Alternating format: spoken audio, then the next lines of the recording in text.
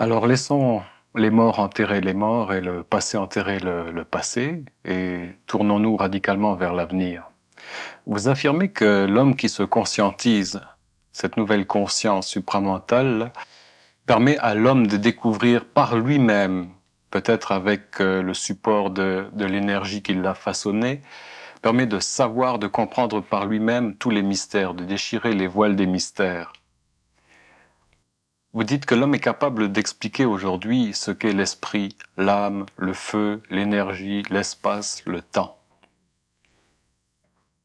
Dans ces propositions, il y a un sujet qui m'intéresse particulièrement, c'est celui du temps. J'ai toujours eu beaucoup d'intérêt pour les films de science-fiction. Mais chaque fois, à la fin d'un film de science-fiction, je suis un peu déçu parce que je trouve qu'ils n'ont pas été assez loin. D'autre part, personnellement, j'ai toujours eu une conscience depuis très très longtemps de faire partie comme de deux temps à la fois, le temps présent et un autre temps que je ne peux pas définir. Est-ce qu'on peut être présentement dans une phase d'intégration d'une nouvelle conscience qui fait partie d'un autre temps? Pourriez-vous élaborer un peu sur le temps? Le temps, pour le bien comprendre, il faut le savoir.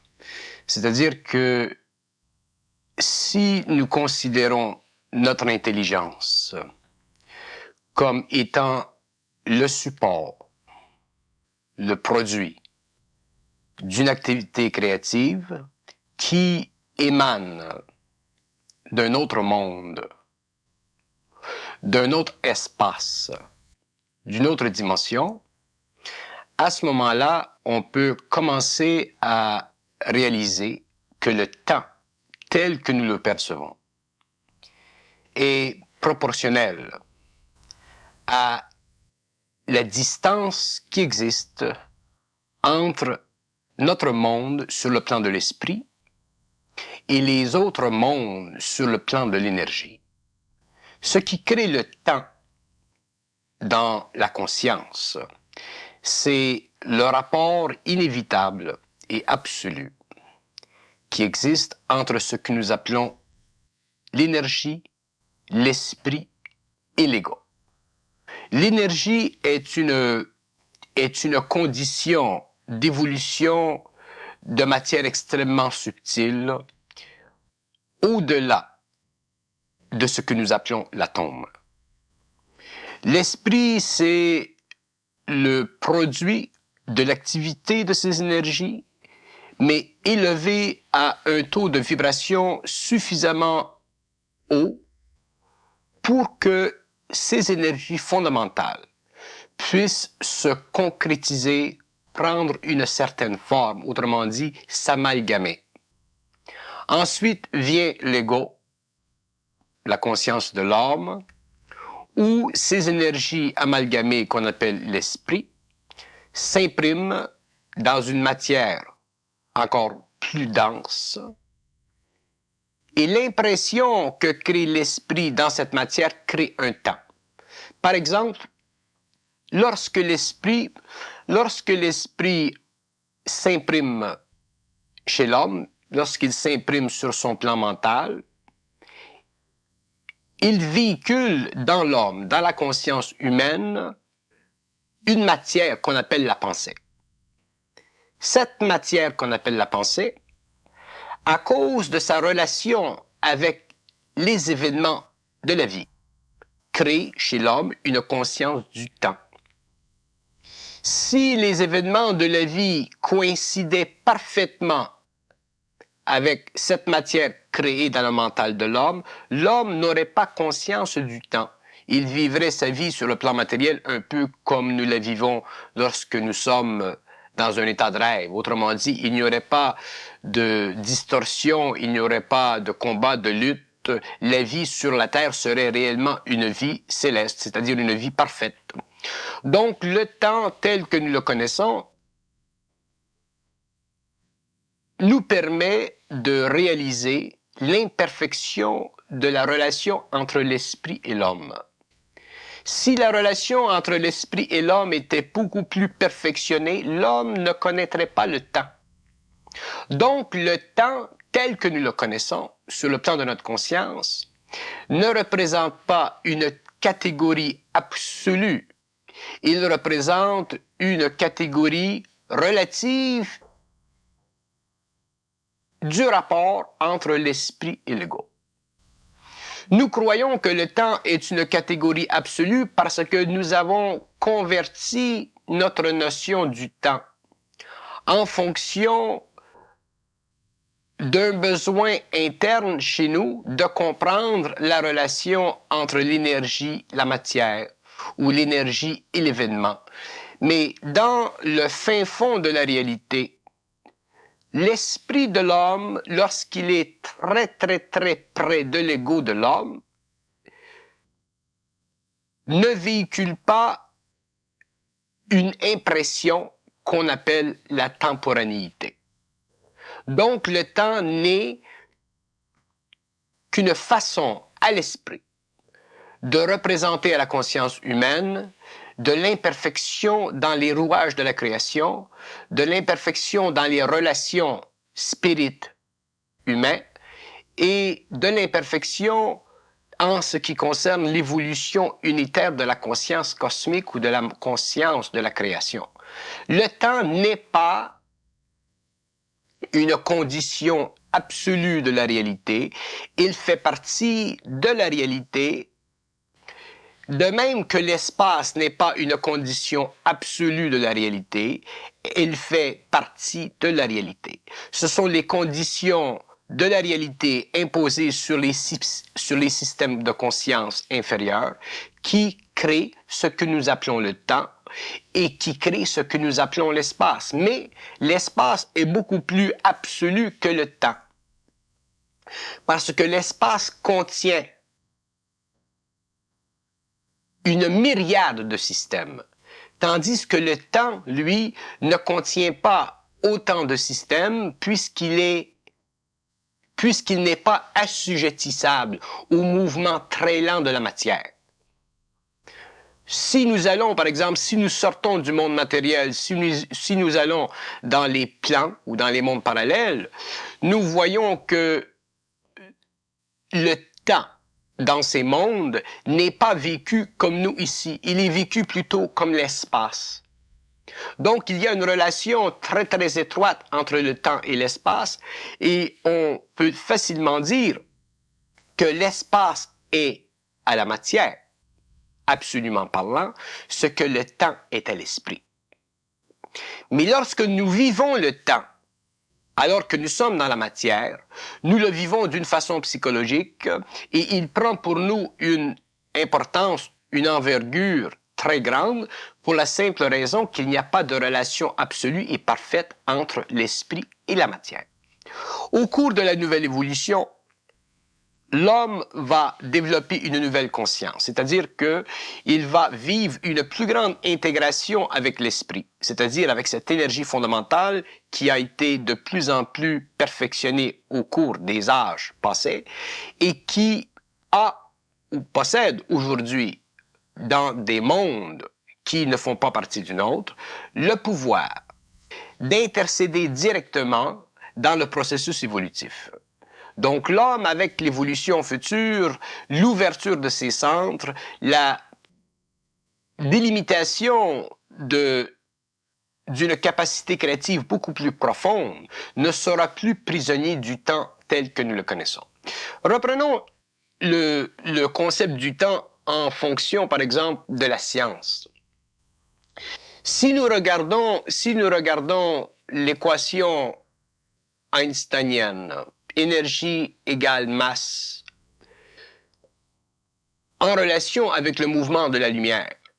Le mouvement de la lumière dans le monde matériel, il coïncide avec une fonction mathématique qui est relative à l'impression que nous avons à travers nos sens du déplacement de certaines particules. Mais si nous regardons la relation énergie-masse-lumière d'un autre plan, nous voyons que sur ce plan, la lumière, telle que nous la connaissons, n'est pas importante dans l'équation énergie, puisque l'énergie existe par elle-même en dehors de la masse. Donc, nous, conceptuellement parlant sur le plan matériel, nous avons, les scientifiques, entrepris une démarche logique, conceptuelle, mathématique, nous permettant de voir une relation entre la masse, la lumière et l'énergie. Mais si nous étions sur un autre plan, nous verrions que l'énergie n'est pas conditionnée d'aucune façon par la masse, excepté dans les mondes matériels. C'est sur le plan matériel qu'il y a une relation entre l'énergie et la masse. Sur les autres plans, dans les mondes parallèles, il n'y a pas de relation entre l'énergie et la masse, puisque la masse n'existe pas. Donc, le facteur temps n'existe qu'en fonction de l'événement ou de la solidité du monde matériel, solidité qui est directement reliée à l'événementiel, puisque lorsque nous pensons ou lorsque nous conceptualisons l'événement, nous ne pouvons pas le faire en dehors d'un apport quelconque de matérialité. Si, par exemple, un homme, par exemple, souffre de l'ennui de ne pas être avec son épouse pendant 3 semaines, dans le fond, il souffre de ne pas avoir dans son expérience l'expression matérielle de l'événement. Si l'homme était capable de se soulever au-dessus de cette condition matérielle et de ne voir son épouse qu'en fonction de l'esprit de cette personne et de ne vivre de la séparation, si vous voulez, qu'en fonction de son esprit, il ne vivrait pas cette lassitude et il ne s'ennuierait pas de son épouse. Donc, lorsque l'homme s'ennuie de son épouse, il s'ennuie d'une masse événementielle qui est caractéristique de la façon dont il vit sur le plan matériel. Élever cet homme sur un autre plan, l'ennui disparaît, l'épouse, elle est là, mais dans une condition qui n'est plus assujettissante, c'est-à-dire qui n'est plus le produit de l'événementiel, qui n'est plus sous son contrôle. Donc le temps, c'est une des grandes limites de la conscience de l'homme, et à la fois, c'est une des grandes forces dans le cosmos qui permet à des intelligences dans d'autres mondes de coordonner l'événementiel en fonction de l'évolution sur la Terre. Quand vous dites, comme tout à l'heure, que vous n'êtes pas de ce temps, qu'est-ce que vous voulez exprimer par là?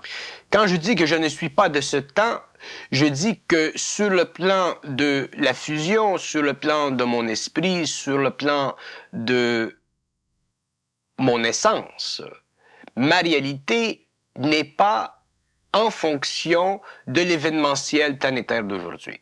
Ma réalité est en fonction de ce qui est créé dans des mondes parallèles, mais en relation avec l'événementiel de la matière de notre planète.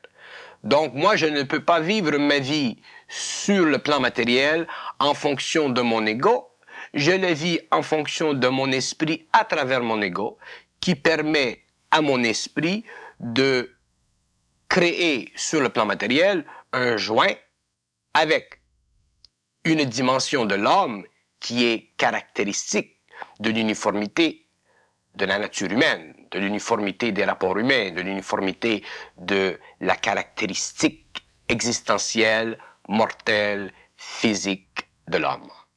Sinon, il n'y aurait pas de rapport, sinon la relation entre moi et moi-même serait une relation totalement occulte, c'est-à-dire une relation qui ne me permettrait pas d'être en relation avec l'homme en fonction de la physicalité de la vie, mais qui me permettrait d'être en fonction avec l'homme en fonction d'une autre condition de la vie qui serait plutôt éthérée. Vous parlez toujours avec beaucoup d'aisance de l'avenir. Vous vous situez très facilement dans un temps futur. Est-ce que ça veut dire qu'il y a en vous une conscience du futur ou qu'il y a une partie en vous qui est déjà dans un futur potentiel de notre Terre? Si je parle avec aisance du futur, c'est parce que mon esprit est déjà en dehors des limites psychologiques du temps ou de la temporanéité de l'ego. Donc, comme je vis la fusion avec cette énergie, pour moi, le futur ne ne crée pas de dislocation psychologique. Il est normal, puisque je ne suis pas capable sur le plan psychologique de penser conceptuellement à la programmation ou à la suite des événements d'une façon émotive. Je ne vois pas l'événementiel sur la Terre d'une façon émotive, je ne la vois que d'une façon créative. Donc, comme il n'y a pas d'émotion dans mon mental, je ne souffre pas de l'illusion que créerait le temps si je pensais à des choses que je véhicule par la parole. Donc, pour moi, le futur, que ce soit 20 ans ou 40 ans ou 50 ans, il fait partie de ma conscience, c'est-à-dire qu'il fait partie de ma science, c'est-à-dire qu'il fait partie de la science, de ceux qui ont la vibration universelle que je possède. Et à ce moment-là, il n'y a plus pour moi ou pour ces gens-là, sur le plan humain, sur le plan matériel, de dissonance entre le présent que je vis dans ma matérialité et le présent que je vis dans ma morontialité. Alors, pour qu'il y ait un contact avec, disons, avec les intelligences d'autres plans, j'aime pas le mot extraterrestre, mais on pourrait peut-être en fabriquer un et dire extratemporel d'un autre temps déjà. Pour qu'il y ait ce contact-là, il faut déjà que l'homme ait lui-même une conscience du temps qui soit parallèle à celle de ces intelligences-là pour que le contact puisse se faire, certainement. Est-ce que ce n'est pas un petit peu l'objet de votre travail? Pour avoir contact, d'abord, pour avoir contact avec les intelligences de ces plans, il faut que ce soit ces intelligences qui fassent le contact. L'ego ne peut pas faire le contact. Le contact est fait à partir de ces plans-là, mais il est fait lorsque l'homme est suffisamment avancé sur le plan de l'évolution de ses corps, autant matériel que subtil, afin que ce contact puisse se faire. Lorsque l'homme est prêt, lorsque l'homme est suffisamment perfectionné au niveau mental, au niveau de son corps astral, de son corps vital, de son corps physique, lorsqu'il est en santé, autrement dit, à ce moment-là, il peut supporter la charge de ce contact parce que, effectivement, le contact entre le plan matériel et les autres plans, c'est une décharge dans l'homme qui se fait. C'est une charge d'énergie qu'il doit apprendre à supporter. Et cette charge d'énergie fait partie du processus de fusion. Et un jour, l'homme doit intégrer cette fusion. Sinon, il peut souffrir énormément du contact entre une réalité qui est, comme vous dites, extratemporelle et une réalité qui fait partie de sa conscience égoïque. Ces intelligences, ou cette intelligence qui est dans l'homme, dans le processus de fusion, fait partie de l'homme. Elle est intégralement la partie cosmique, si vous voulez, ou universelle, ou intermondiale de l'homme. Elle fait partie de l'origine de l'homme. Et l'homme doit un jour retourner à cette origine. Et le retour à cette origine se fait par le processus de fusion, c'est-à-dire qu'il se fait par le processus d'intégration de cette énergie. Retourner à l'origine, pour l'homme, ça voudrait dire retourner à cette énergie qui, dans le fond, essentiellement et d'une façon absolue, est le support de tous les aspects de sa vie mortelle. Tant sur le plan mental, sur le plan émotionnel, sur le plan vital et sur le plan physique. L'homme a toujours été coupé ou séparé de cette réalité parce que l'homme, dans le passé, devait développer de l'ego. Il devait développer des facultés planétaires lui permettant un jour d'être suffisamment évolué pour pouvoir comprendre les mystères de la vie. Maintenant que l'homme entre dans un nouveau cycle d'évolution où les forces antérieures qui avaient servi à la condensation de sa matière, maintenant, il sera en relation avec des forces intérieures qui, au lieu de créer la condensation de sa matière, créeront l'éclatement de sa matière, tant sur le plan mental, émotionnel, vital et physique, de sorte que, éventuellement, l'homme en arrivera à être un être libre de la spatialité et aussi capable de se déplacer dans le temps, c'est-à-dire d'utiliser l'énergie de cet esprit afin de se retrouver dans le cosmos, dans différents systèmes, à très vive allure, à des endroits qui correspondent à des points, mais points qui sont déjà fixés par son esprit, qui sont déjà su par son esprit, mais qui seront explorés par l'homme pour le bénéfice de sa science sur le plan matériel. Donc, le déplacement dans le temps pour l'homme futur, ce ne sera pas une expérience pour son esprit, mais ce sera une expérience pour les parties inférieures de sa nature, c'est-à-dire le mental, l'émotion, le vital et le physique. Dans les prophéties de Jean 23, il y est fait allusion à un contact qui va s'opérer d'ici la fin de ce cycle, au plus tard en 2033, puisque ces prophéties s'arrêtent à cette époque. Et si je me souviens bien du texte, il y est dit que le temps nous trouble, le temps n'est pas ce que l'on croit, et celui qui vient, celui qui s'approche n'est pas de ce temps. Il y aurait donc là, à ce niveau-là, comme un contact avec une intelligence ou une entité extratemporelle avec notre plan à nous de temps. Est-ce qu'il se peut que ce qu'on appelle les extraterrestres soient des voyageurs extratemporels et qu'ils essayent de faire un contact, mais que ce contact ne peut être opéré que lorsque nous aurons la conscience de leur temps? Oui, vous êtes très près de la réponse à cette question. Les êtres extratemporels sont des êtres qui ont déjà accumulé suffisamment d'expérience sur le plan de la relation entre l'énergie et leur matière pour pouvoir vivre dans l'espace de leur monde, non pas en fonction de leur sensorialité, mais en fonction de la dynamique de leur esprit. Ces êtres-là sont suffisamment avancés dans la fusion avec leur esprit pour être, dans leur expérience, l'expression immédiate du rapport entre l'esprit et le monde ou les mondes où ils sont. Tandis que nous, sur la Terre, nous avons été séparés de notre esprit. Nous avons été séparés de notre esprit pendant des millénaires afin de développer une conscience égoïque. Et à la fin du cycle, nous serons réunis à notre esprit, c'est-à-dire que nous aurons la capacité, finalement, de vivre l'échange absolu entre l'esprit et notre dimension ou notre qualité d'être planétaire et matériel.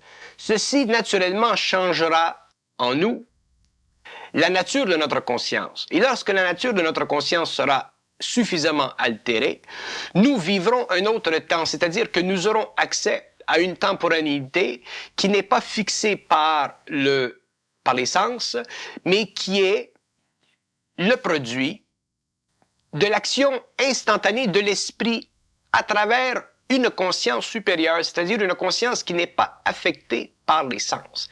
Cette conscience, c'est la conscience supramentale. Et le véhicule de l'homme dans cette conscience pour parvenir à vivre différentes expériences dans différents points des mondes invisibles, cette expérience sera pour lui la mesure de son déplacement dans le temps. Si Jean 23, par exemple, dit que l'homme est troublé par le temps et que le temps n'est pas celui qu'il connaît, c'est très juste. L'homme est troublé par le temps parce que l'homme ne comprend pas le temps. L'homme croit que le temps, c'est le temps qu'il connaît, lorsqu'en fait le temps est l'enveloppe qui contient tout le matériel créatif qui, entre parenthèses, dans une certaine période, doit venir vers l'homme pour l'aider à évoluer. Si l'homme était évolué, c'est-à-dire que si l'homme était conscient, si l'homme était en fusion, si l'homme était intégré, si l'homme était en relation absolue avec son esprit, il ne vivrait pas cette tension entre l'activité créative de son esprit et son ego. À ce moment-là, il aurait naturellement une conscience différente. Il ne serait plus troublé par le temps parce qu'il comprendrait que l'événementiel n'est pas assujetti à des conditions non intelligentes, mais que l'événementiel est le produit de conditions intelligentes qui permettent éventuellement qu'il y ait une plus grande fusion entre l'esprit et l'homme. Si l'homme est troublé, c'est parce que l'homme n'est pas suffisamment dans son esprit. S'il est troublé par le temps qu'il vit, c'est parce que le temps qu'il vit est un temps qui est coloré par ses sens, coloré par sa nature humaine, autrement dit, coloré par sa nature animale. Et c'est ce qui crée le trouble dans l'homme. Lorsque l'homme viendra en contact avec des intelligences extratemporelles, il verra qu'il y a très peu de différence entre ces mondes et le monde matériel, excepté dans l'ordre, excepté dans l'harmonie, excepté dans la puissance. Mais que, effectivement, les formes, c'est-à-dire les aspects fondamentaux de la réalité de son monde coïncideront effectivement de très près avec les aspects fondamentaux de la réalité de ces mondes parallèles. Ce n'est pas la division ou la séparation ou l'étrangeté entre les différents plans de temporanéité qui crée la confusion dans l'esprit de l'homme. C'est son incapacité de voir que, en dehors de ce qu'il considère le matériel, existe encore du matériel. Et c'est ceci qui rend pour lui difficile la tâche de comprendre ce que le temps est. Est-ce qu'on peut dire à ce moment-là que les gens qui vont vers la conscience supramentale seraient en train d'installer en quelque sorte déjà le blueprint d'une civilisation future? C'est comme s'ils allaient chercher la conscience de ce que nous serons dans 2500 ans pour la faire descendre ici, pour qu'elle puisse se manifester, cette conscience supramentale. Ils vivraient déjà en quelque sorte en dehors du temps. Ils seraient peut-être à la fois obligés de vivre dans ce temps, de vivre dans le temps futur qu'ils sont obligés de faire descendre, et ça créerait peut-être certaines frustrations, certaines difficultés d'adaptation, d'intégration, parce qu'on a quand même à vivre sur le plan physique une survie qui est peut-être commune à tout le monde.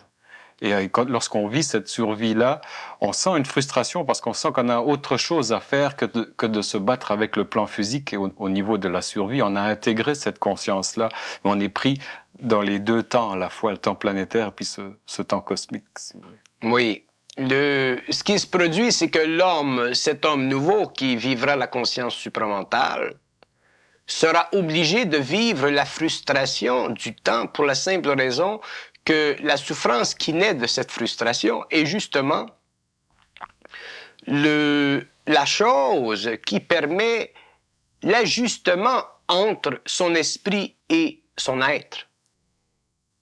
Un système d'énergie qui entre dans un système d'énergie inférieur, naturellement, crée un choc. L'homme ne peut pas subir la fusion de l'esprit sans que sa nature inférieure soit altérée. Et dans ce processus-là, il y a une certaine souffrance, il y a une certaine frustration. Si l'homme vit une certaine conscience de l'avenir à cause de son rapport, quel que soit le niveau de ce rapport avec son esprit, il vit une frustration. Si l'homme vit un rapport avec l'esprit et qu'il souffre au niveau de la survie, ça fait partie d'une autre frustration.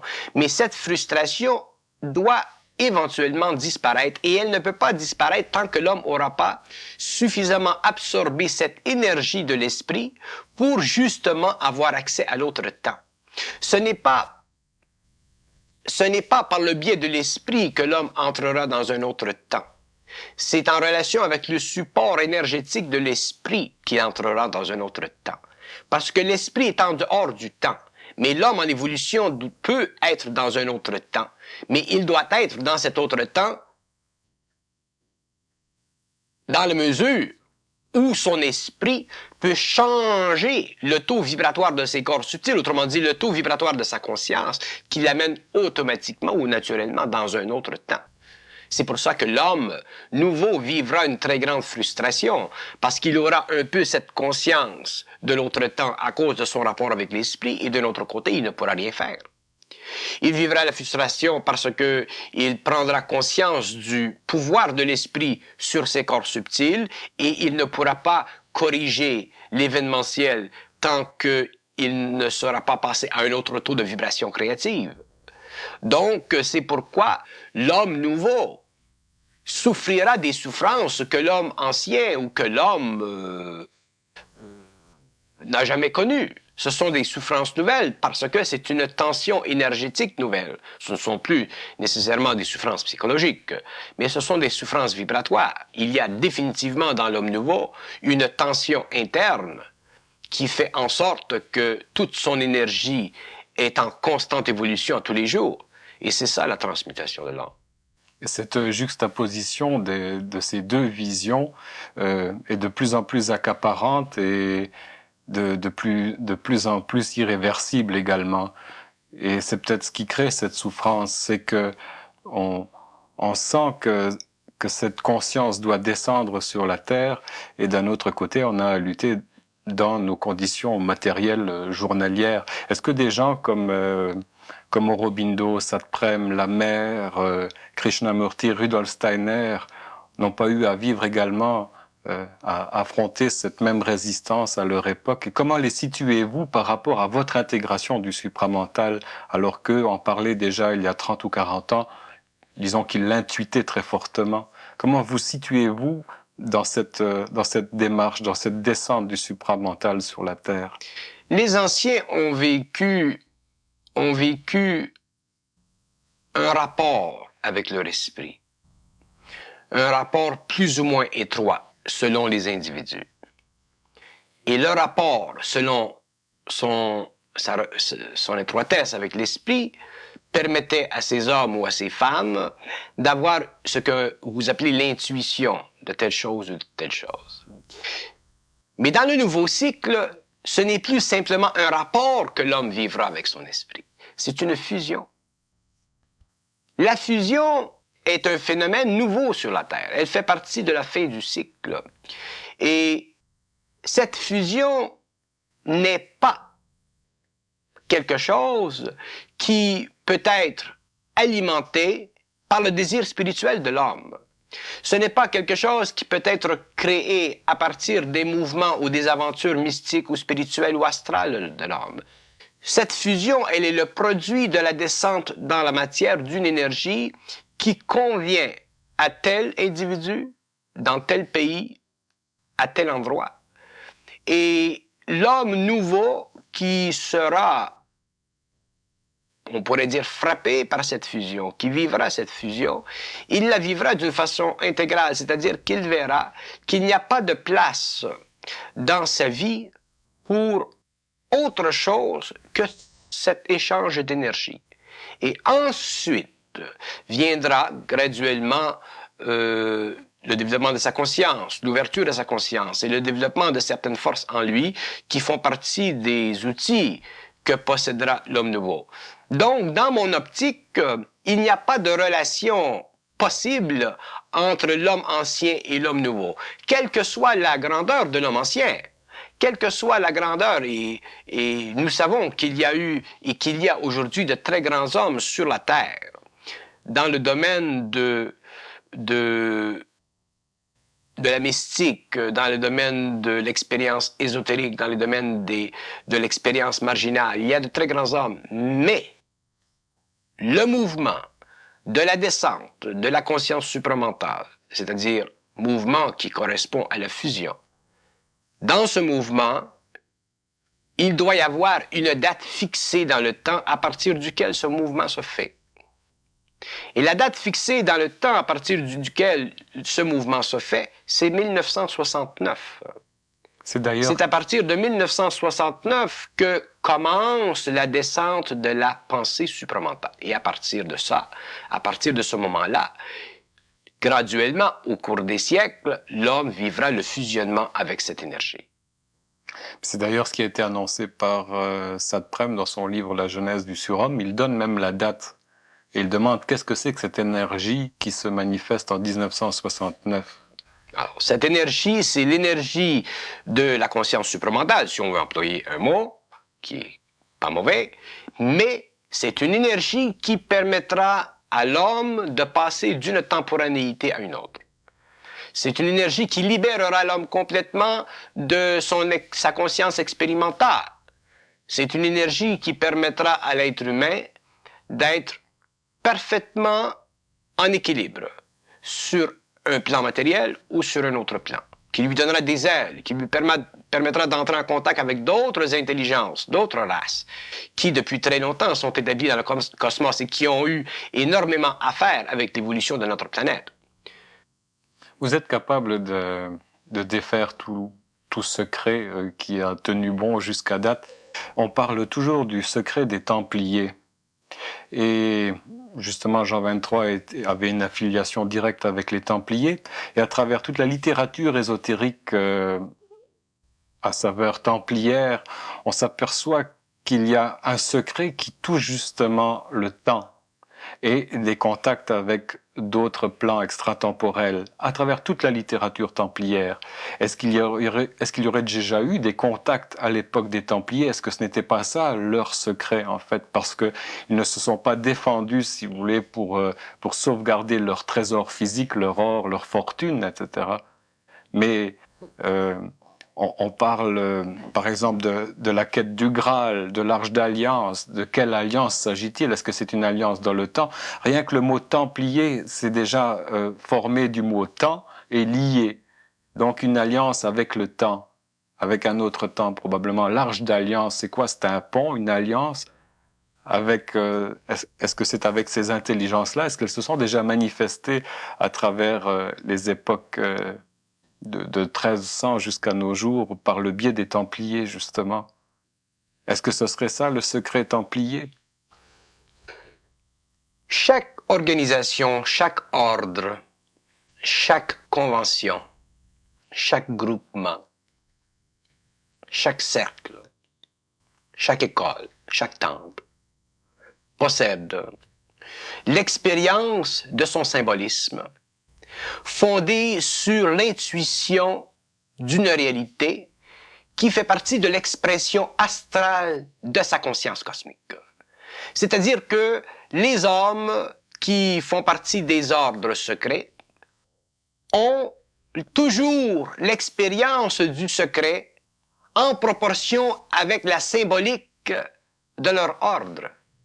De sorte que le concept du secret de ces ordres n'est en fait qu'une façon à ces ordres de donner à leur alliance une valeur psychologique, métaphysique, ésotérique, occulte, spirituelle, suffisamment puissante pour engendrer dans la conscience de l'homme, dans la conscience spirituelle de ceux ou des adeptes qui font partie de ces ordres, un besoin de s'affilier à ces ordres, afin de partager avec ces ordres l'aspect d'une connaissance qui est gardée secrète, même à l'intérieur de ces ordres. Il n'y a pas de secret. Un secret, ça n'existe pas. Tant qu'il y a un secret, ou tant qu'il y a du secret, ou tant que nous secrétons des secrets, c'est que nous ne sommes pas dans l'énergie créative de notre propre origine. Qu'un homme... Bon, je vais donner un exemple. Je disais dernièrement à un ami, si vous avez quelque chose à ne pas raconter, il ne faut pas me le dire. Parce que moi, je ne suis pas capable de garder un secret. Pourquoi je ne suis pas capable de garder un secret? Parce que j'utilise toujours la parole pour créer dans l'homme une sorte de réaction. Par exemple, admettons que moi, j'ai eu expérience avec l'extratemporel. Bon. Disons que dans le monde ésotérique, on me connaît suffisamment. Et si j'arrivais à quelqu'un et que je disais, écoute, je vais t'amener à tel endroit, je vais te montrer quelque chose. Et il ne faut pas parler. À ce moment-là, qu'est-ce que je ferais? Je créerais dans l'esprit de cet homme une tension spirituelle. Et cette tension spirituelle ferait quoi? Elle me ferait dominer cet homme. Et dans la conscience supramentale, l'homme ne peut pas dominer l'homme par le secret. C'est pourquoi le secret n'invite pas un homme conscient à vouloir le connaître. Puisqu'un homme conscient, dans le sens que je le parle, un homme conscient qui a une conscience supramentale n'est pas lié au secret. Il n'a pas besoin du secret. Il se fout du secret parce qu'il a accès à l'énergie de l'intelligence qui ouvre pour lui les domaines qui font partie de sa conscience. Donc, pour lui, le secret, c'est une insulte à son intelligence. Il n'a qu'à aller intérieurement pour connaître quelque chose. Donc, il n'a pas à vivre le secret. Et s'il ne peut pas entrer en contact avec des plans d'expérience qui, pour l'homme, seraient quelque chose qui vaut la peine d'être maintenu secret, c'est parce que ce n'est pas le temps.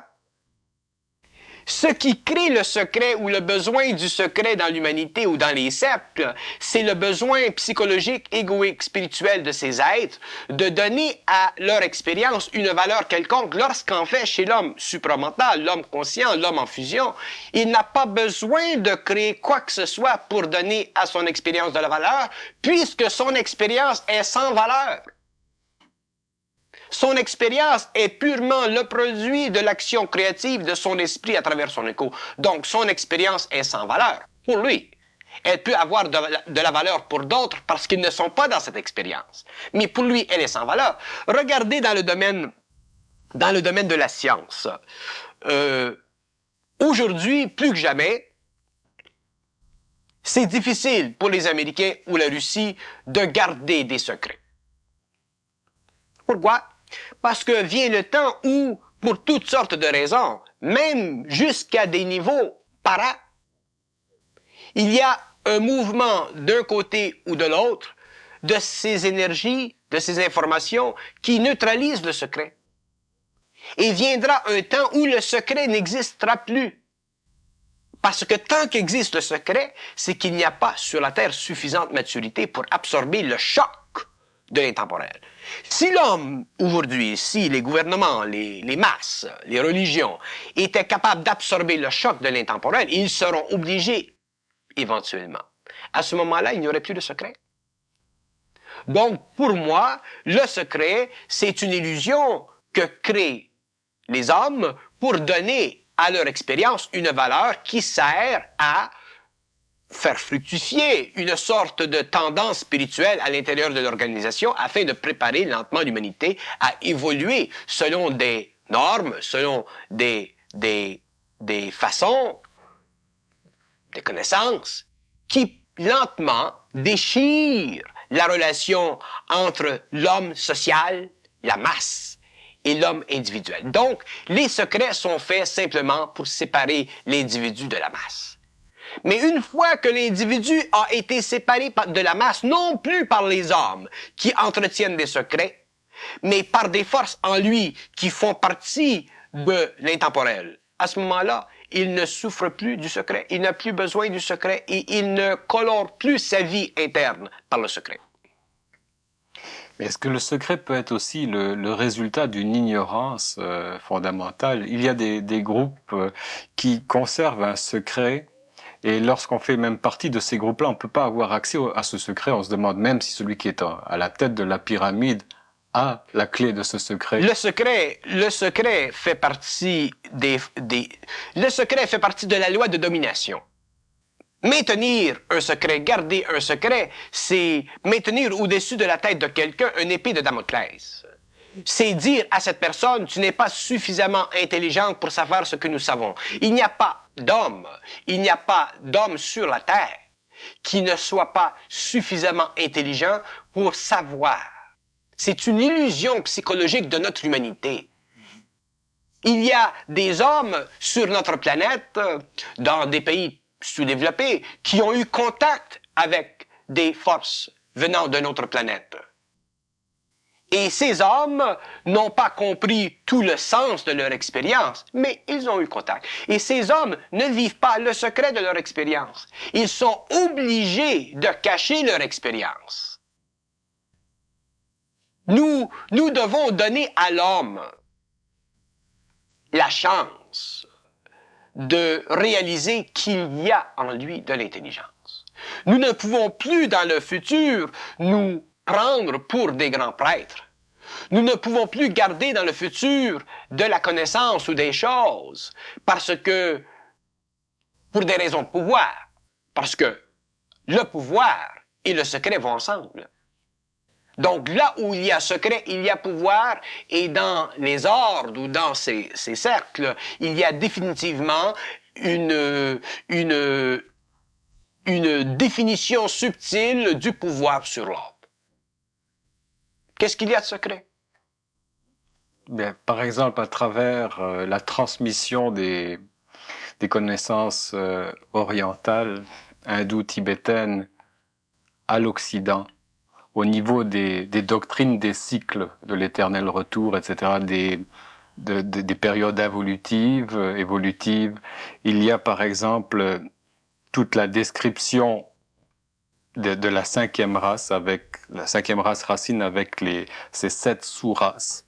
Il y a celle de la quatrième race racine Atlante avec ses 7 sous-races. Mais quand on descend plus bas, on a simplement la troisième race racine lémurienne. On voit pas de sous-race là-dedans. Ensuite, on nous parle de la deuxième sous-race qui est la race hyperboréenne. Là, il n'y a plus d'informations du tout. Et ensuite, on nous parle de la première race qui était la race polaire. Et il n'y a aucune information là-dessus. Dans une race, il y a des choses absolument éblouissantes. Qu'est-ce que ça veut dire se protéger? Se protéger veut dire empêcher que notre race soit éteinte par d'autres forces extérieures ou d'autres races. Si une race possède la conscience de se protéger, c'est qu'elle a de l'importance. Mais la conscience de se protéger n'est pas implantée dans la conscience de la race sur le plan de la conscience de cette race, mais elle est imposée sur le plan de sa race à partir d'autres plans qui s'occupent, qui surveillent à ce que la race continue son évolution. Pourquoi? Pourquoi? Parce que lorsqu'une race sur une planète prend suffisamment d'énergie pour représenter dans les mondes extratemporels une surface d'énergie pensante, ces races, à ce moment-là, deviennent, au cours des siècles, le pont entre des intelligences qui sont dans d'autres mondes et le plan matériel. Autrement dit, la conscience d'une race vue d'un autre plan, elle est équivalente à une surface d'énergie. Et si jamais vous allez dans le monde astral, vous verrez que les mers, les lacs, les grands océans sont comme de grandes surfaces miroitantes. Il n'y a pas de fond dans ces surfaces. Ce sont simplement des surfaces miroitantes, ce sont des surfaces unidimensionnelles. Qui représentent quoi? Qui représentent un niveau de conscience. Donc, dans le cas de la race polaire, l'expression fondamentale de sa mécanique raciale, c'est de pouvoir se protéger.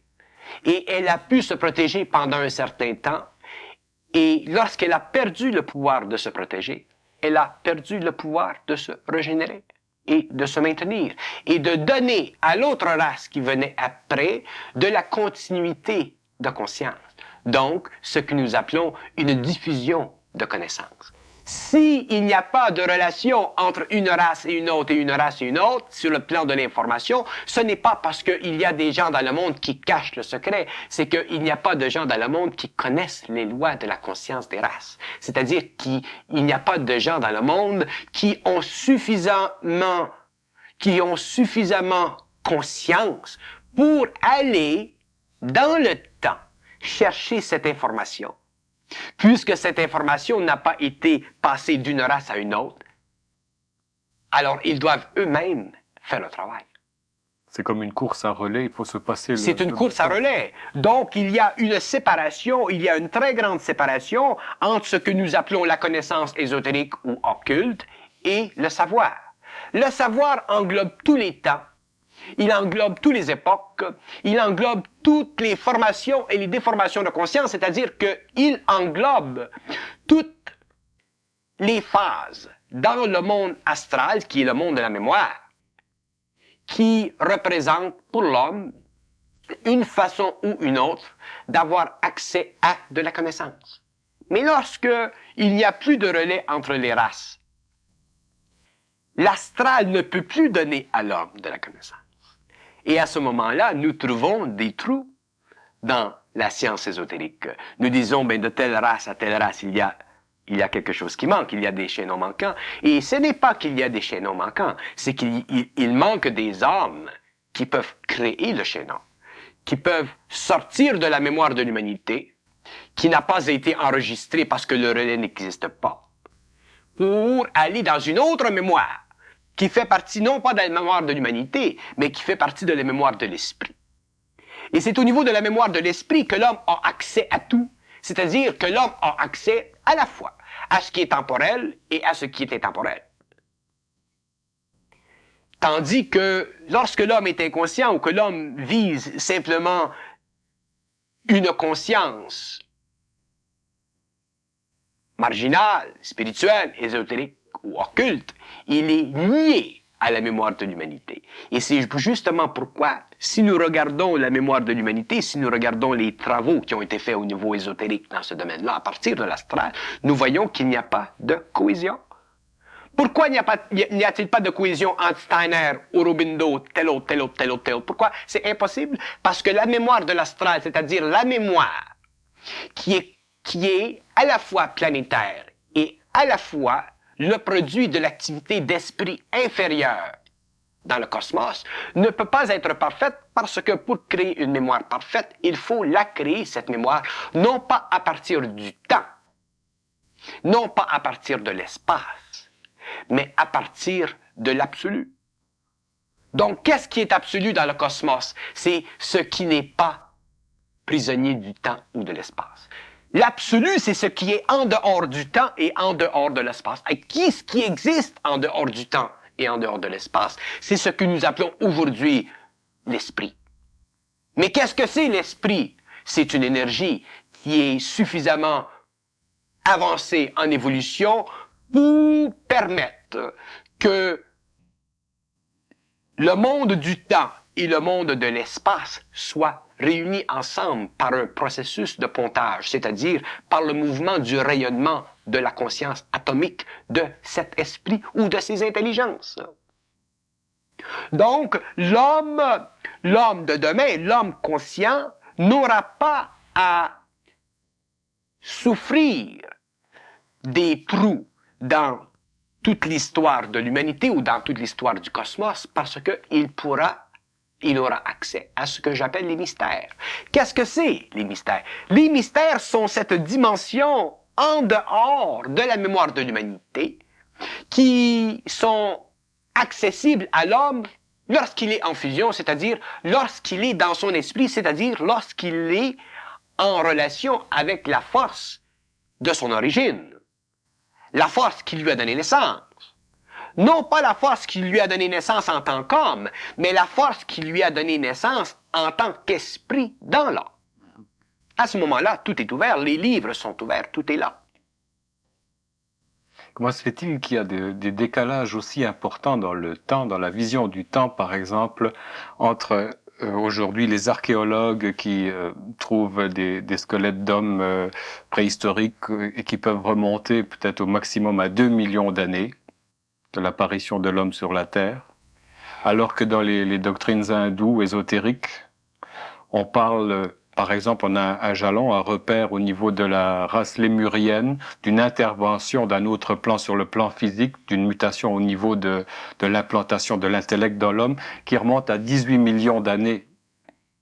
Comment se fait-il qu'il y a un tel décalage?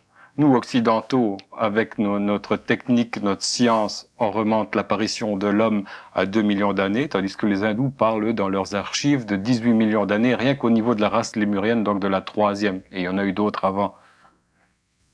Oui, mais c'est parce que les méthodes sont très différentes. Les méthodes de l'anthropologie sont des méthodes mécaniques, ce sont des méthodes qui sont fondées sur la capacité de mesurer d'une façon scientifique les étapes de l'évolution. Tandis que dans le domaine de l'étude hindoue ou dans le domaine de l'étude occulte, si vous voulez, ces méthodes n'existent plus et l'homme ne se fie qu'à ce qu'il va chercher dans les archives. Mais il faut comprendre beaucoup de choses en ce qui concerne les données occultes vis-à-vis l'évolution de l'homme. Prenons par exemple la race lémurienne. La race lémurienne est une race qui souffrait de ne pas pouvoir comprendre son environnement. Donc, cette race était forcée de vivre dans des enclos physiques qui étaient extrêmement primitifs et qui suscitaient dans la conscience de cette race un ombrage très très fort, c'est-à-dire qui empêchait cette race de pouvoir réellement se multiplier dans le monde. Donc, elle vivait dans un endroit réellement retiré, réellement régional.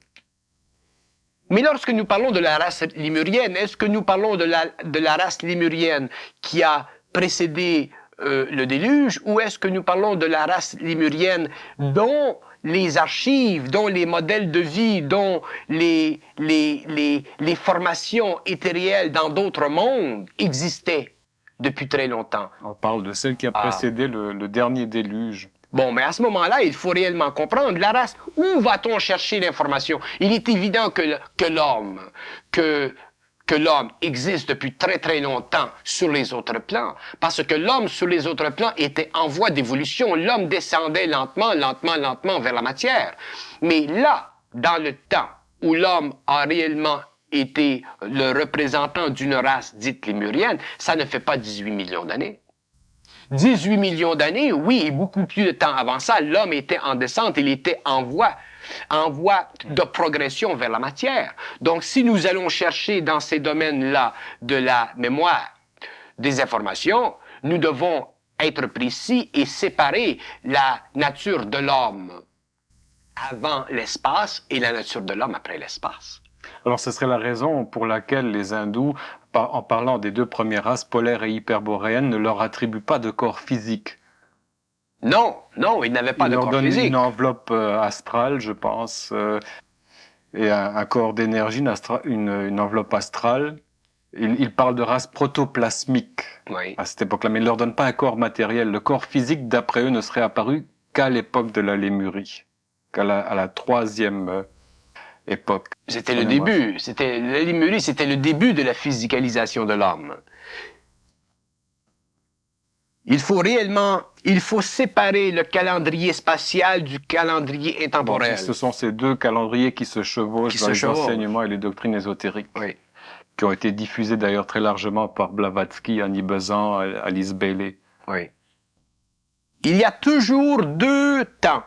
Il y a le temps de l'espace et il y a le temps de l'intemporel.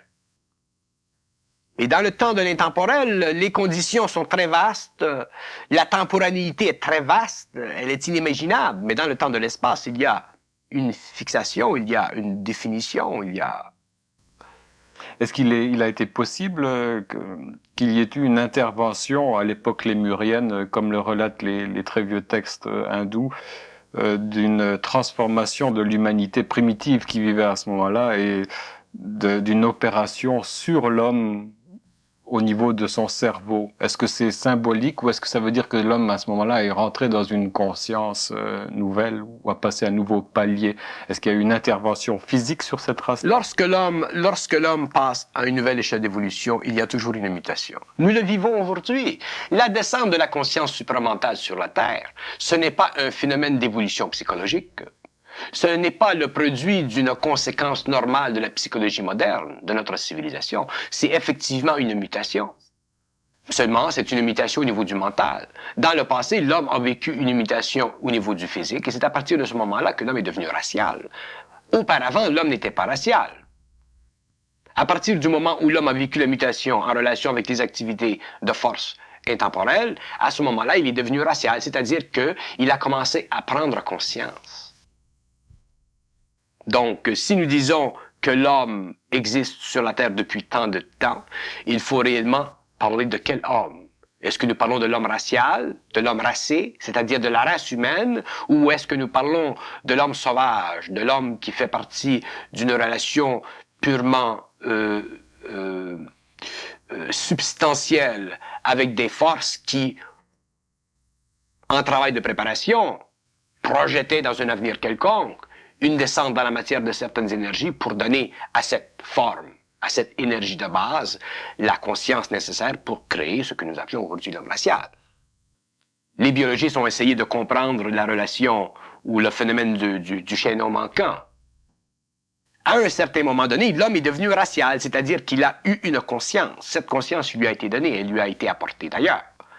Et c'est là que l'homme a commencé à développer et à avancer jusqu'à aujourd'hui. Qu'est-ce qui fait la particularité raciale au niveau des couleurs ou des types raciaux? Est-ce que c'est en rapport avec... C'est en rapport avec les sources, avec les forces extérieures à notre espace-temps. Et lorsqu'on qui sont interroge des très très vieux peuples un peu primitifs comme les Dogons, par exemple, des tribus primitives, et lorsqu'on touche à leur cosmogonie qui se transmettent de bouche à oreille, etc., ils donnent comme provenance une autre étoile dans leur tradition. Oui. Ils ne sont pas, ils ont été parachutés sur ce plan-là. Oui. Et il y a d'autres tribus ou relations du point de départ qui est autre chose que la Terre. Est-ce Oui, que d'ailleurs. ça correspond à une implantation? Mais oui, ça correspond à une implantation. Dans le cas des Dogons, la cosmogonie des Dogons en Afrique du Nord, par exemple, représente probablement une des plus intelligentes cosmogonies chez les peuples primitifs. Pourquoi? Parce que les Dogons, le règne racial des Dogons n'a jamais été contaminé.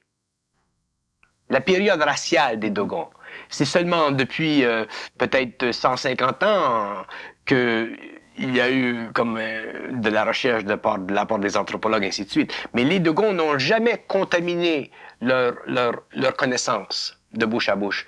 Et si nous regardons leurs connaissances ésotériques, et si nous les comparons avec d'autres connaissances ésotériques dans le monde, nous voyons qu'il y a énormément d'universalité, qu'il y a énormément de rapports, et qu'il y a aussi énormément de symbologie qui pourrait très facilement être appointée dans une tribu ou dans une autre. Les Dogons ont toujours eu l'habitude de fermer leur bouche là où leur connaissance était menacée. Ils savaient cacher leur connaissance. Pourquoi? Parce que c'était des êtres ou une race d'hommes, ou un groupe d'hommes, qui étaient sécurisés. Ils étaient sécures. Si vous regardez où ils vivaient, dans les rochers, dans les cavernes des rochers, dans le désert, c'était des gens qui étaient sécures. Ils n'étaient pas menacés. Donc, lorsque le temps avançait, cette sécurité de leur conscience leur permettait de réellement fossiliser leur connaissance, réellement lui donner une forme solide pour qu'elle puisse demeurer pendant des siècles.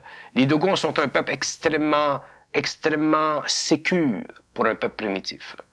Mais lorsqu'on parle de la provenance de ces différents types raciaux sur la Terre, est-ce que on veut faire allusion à une planète physique ou est-ce qu'on veut faire allusion à un autre plan de conscience?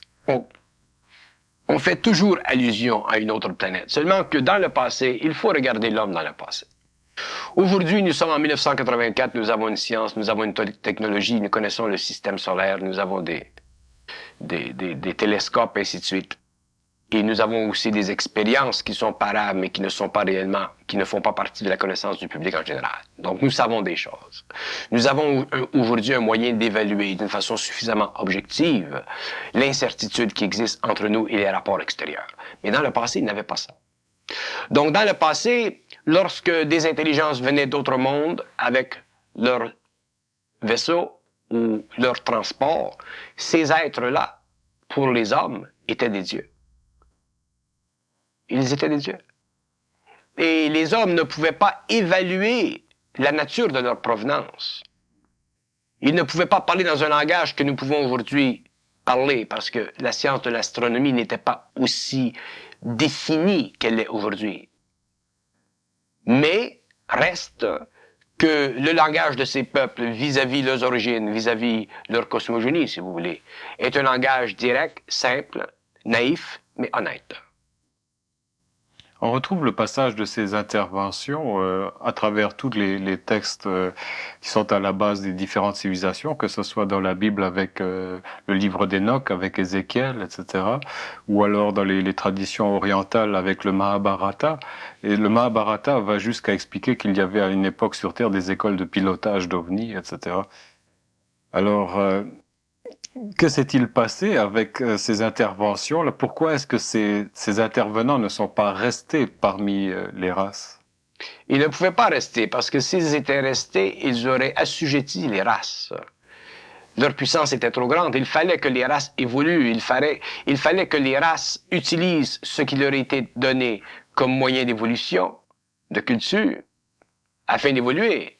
Vous savez, si nous regardons, par exemple, le domaine de l'intervention en ce qui concerne les ovnis ou les extratemporels, nous voyons que, rendu à un certain niveau d'évolution, la puissance créative d'une humanité quelconque est très vaste. Nous avons tendance à toujours penser en termes de l'esprit. Regardons par exemple Steiner. Steiner, il a parlé de la formation des cosmos, il a parlé des mondes de la forme, des esprits de la forme, des esprits de lumière.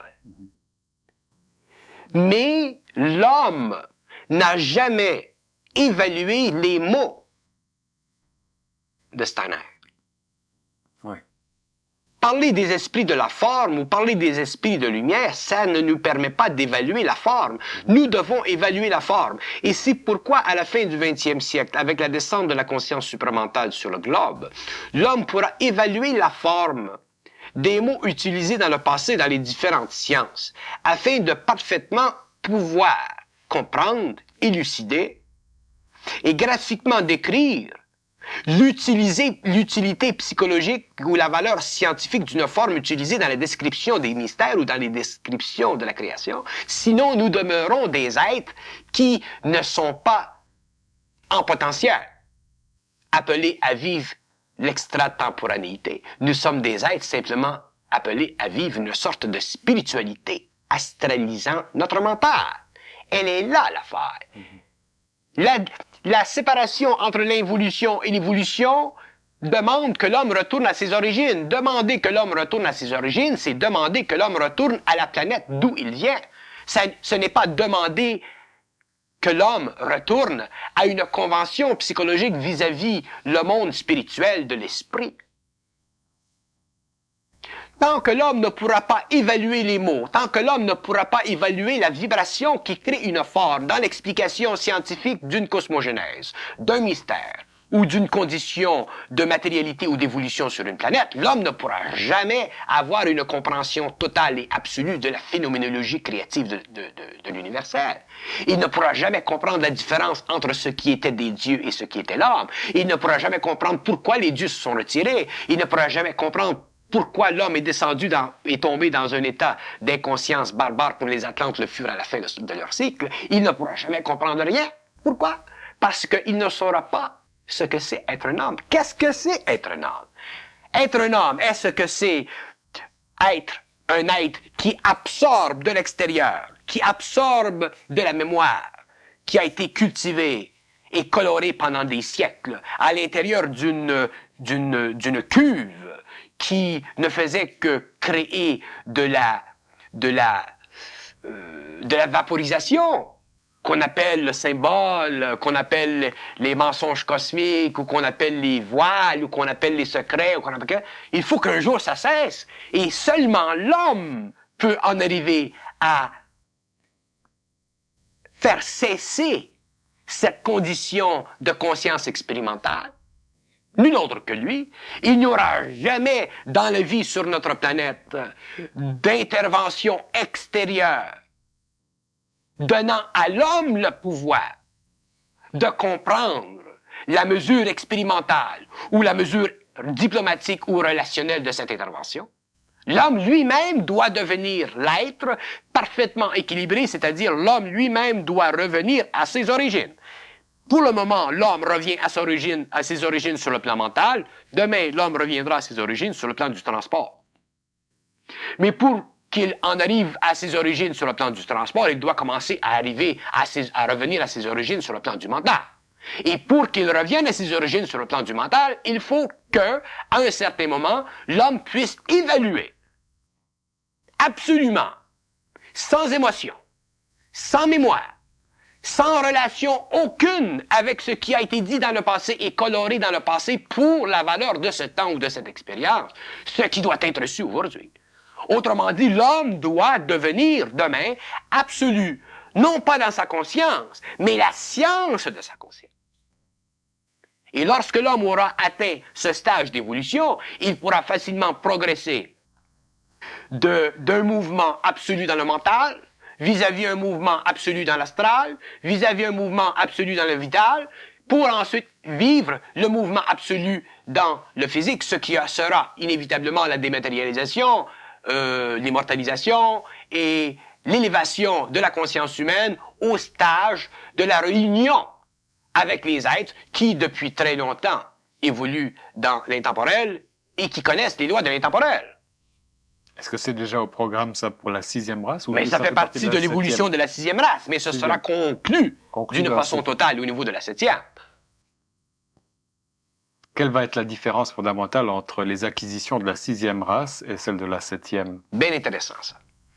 Les acquisitions de la 6e race relèveront éventuellement du fait qu'à cause de la très grande masse de notre planète, qu'à cause de la très grande quantité d'individus et de la qualité multiple des types humains, des personnalités, éventuellement, il y aura sur la Terre une résurgence de la magie noire. Les hommes voudront réutiliser les forces en eux pour des fins qui ne conviennent pas à l'évolution de l'humanité, mais qui conviennent à la prise du pouvoir. Vous situez ça où? Entre la 6e et la 7e ou la 5e et la 6e? Entre la 5e et la 6e. Donc, et ceci commencera... Oui, ouais, mais presque. ce n'est pas actuellement, parce qu'aujourd'hui, la magie noire n'existe pas dans le sens qu'elle existera demain. Aujourd'hui, la petite magie noire qui existe, c'est simplement de l'enfantillage, c'est le produit de l'ignorance de l'homme, c'est de la possession astrale, ça ce n'est rien, ça. Mais la magie noire qui commencera à exister sur notre planète vers l'an 5, dans 500 ans, entre 500 et 600 ans à partir de l'an 2000, cette magie noire sera dangereuse parce que les hommes, à ce moment-là, auront le contrôle du son et ils auront la capacité de s'introduire dans les plans parallèles. Ayant la capacité de s'introduire dans les plans parallèles, ils pourront faire des choses qui, aujourd'hui, feraient de ces hommes des êtres en complète domination du monde. Dire que la guerre ne se fera plus comme ceci, mais comme cela. C'est ça, exactement. La guerre se fera comme ça. C'est-à-dire que l'homme aura la capacité de comprendre des choses qu'aujourd'hui, il ne possède pas. Et ce sera dangereux. Et ce sera le début de Ce serait le début de la fin. Parce que la race humaine, la 6e race de l'homme, ne possédera pas le droit d'aîné. La 7e, oui, à la fin. Mais la 6e race de l'homme ne possédera pas le droit d'aîné. Parce que pour qu'une race possède le droit d'aîné, il faut qu'elle ait la capacité d'évoluer sans descendre. Comme ça. Toujours. Sans descendre. Sans cycle. C'est pourquoi le cyclisme des hindous, au cours de l'évolution future et au cours de la réorganisation politique, scientifique, des races futures, ça n'existera plus. Le phénomène du cyclisme est un phénomène qui fait miroiter dans l'âme de l'homme le besoin de l'âme de l'homme de se perfectionner. Mais dans l'évolution future, l'homme, je parle de l'homme supramental, du surhomme de ce temps-là, le besoin de l'âme de se perfectionner n'existera plus parce que, justement, la fusion aura transmuté l'âme de sorte que l'homme ne vivra plus de mémoire. Il ne vivra plus du besoin de l'âme d'exprimer à travers l'ego des conditions vibratoires directement liées à la mémoire de l'humanité ou directement liées à la personnalité sur le plan matériel. L'homme ne vivra plus de conscience expérimentale. Il sera réellement un extratemporel. Et arrivé à la fin du développement de la 7e race, est-ce qu'il y a à ce moment-là métamorphose du plan physique? À la fin de l'évolution de la 7e race, il y aura métamorphose du plan humain. C'est l'homme qui n'aura plus besoin de son corps matériel. Et à partir du moment où l'homme n'aura plus besoin de son corps matériel, il sera libre de la relation entre l'esprit et la matière. Une fois l'homme libre de la relation entre l'esprit et la matière, il sera obligé d'explorer des mondes qui n'existent pas aujourd'hui, mais qui seront créés dans ce temps-là à cause de la fusion de l'énergie de l'esprit et de l'homme. La fusion de l'énergie entre l'esprit et l'homme, c'est un peu comme une soudure. Et lorsque la soudure, elle est faite entre deux sortes de métaux, de deux sortes de matériaux, il y a la création d'un ordre nouveau. Et cet ordre nouveau sera l'ordre créé à la fin de la 7e race racine. Quelle est la période de temps que vous attribuez à la durée d'une civilisation comme la 6e race, par exemple? La 6e race durera approximativement 2500 années. C'est très court en échelle. C'est très court parce que l'évolution est très rapide. Le rapport entre l'intemporel et le temporel sera très grand.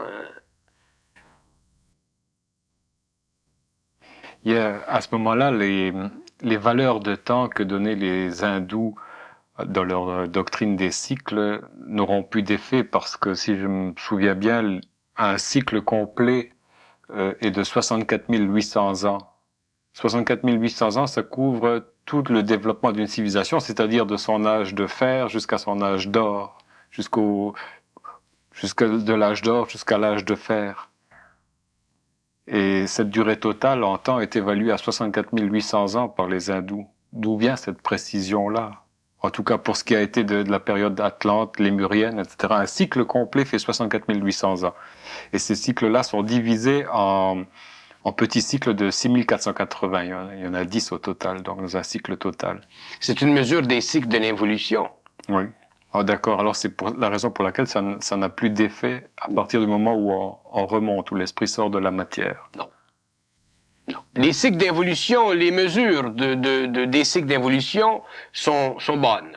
Mais les mesures du cycle de l'évolution sont totalement différentes parce que dans le cycle d'évolution, parlons à partir du moment où l'homme passera de la conscience supramentale à la conscience lunaire, à ce moment-là, parce que lorsque l'homme sera la 7e race racine de l'homme aura une conscience lunaire, c'est-à-dire qu'elle aura traversé toute la mémoire de l'humanité.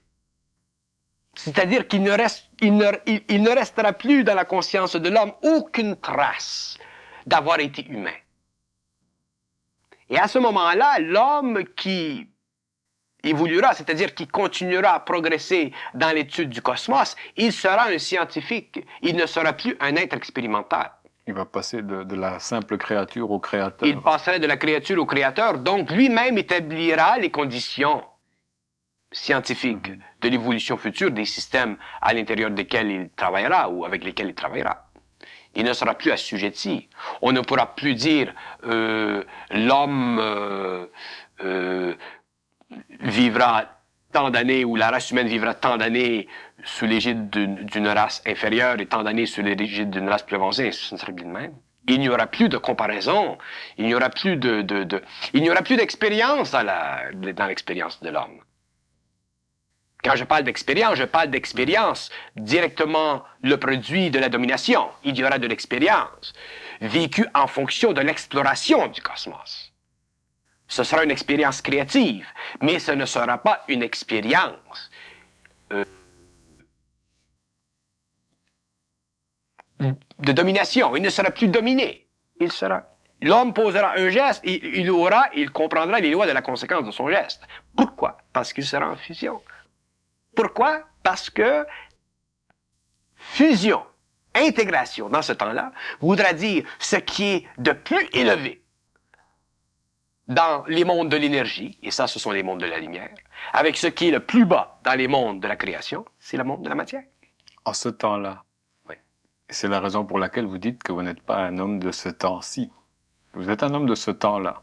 Je suis un homme de ce temps-là, mais je travaille dans ce temps-ci pour faire comprendre aux hommes les lois de l'évolution, pour faire comprendre aux hommes la différence entre l'évolution et l'évolution, pour faire comprendre aux hommes qu'ils sont des êtres programmés, qu'ils ne sont pas des êtres libres, et qu'ils doivent devenir des êtres libres, et que ce n'est pas le libre arbitre qu'ils conçoivent sur le plan intellectuel ou philosophique qui est réellement la mesure de la liberté. Ça va être toute une forme à faire sauter. Mais oui, c'est une forme qui est difficile à faire sauter parce que c'est une forme que l'ego ne peut accepter que lorsqu'il est suffisamment évolué pour l'accepter.